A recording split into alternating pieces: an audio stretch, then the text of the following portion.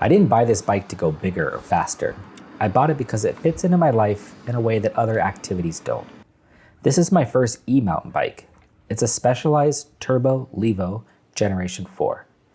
This is something I can do year-round where I live. There are a lot of good trails nearby, and it's easy to work into a normal day.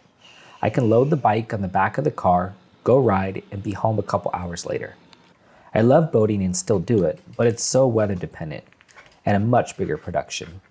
Towing, ramps, and planning around conditions. This is simpler and more accessible. It's something you can do consistently without needing a big truck or a full day carved out. Before buying this, I rented the same bike. The rental was $150, and the shop applied that money towards the purchase. That gave me enough time on the bike to make sure it was the right sport and the right bike before committing. I spent a lot of time researching e-mountain bikes. This one made the most sense for how I plan to use it. The balance between motor, suspension, and overall weight feel right. A well-rounded setup that works well in a lot of conditions. The price came out to about $6,300 before tax. Not cheap, and more than I wanted to spend, but the prices really only go up from there. I liked having a local dealer support and a solid long-term review behind this model. I did look at the higher end builds with the upgraded suspension and lighter components. They're great bikes, but you also have to be realistic. The bike itself is only part of the total cost. There's still a bike rack for $700, a helmet, pedals, and a lot of other gear.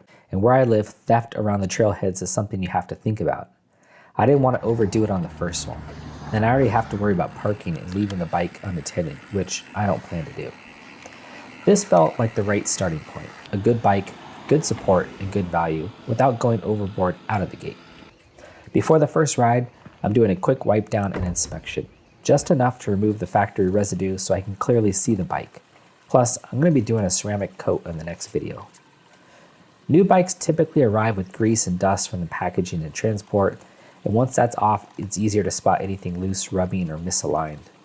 And while drying, I'm doing a visual check. Bolts seated, cables routed clearly, no leaks on the fork or shock, and no shipping damage. Now that I know exactly what this bike looked like from day one, from here on out, anywhere is from riding and use.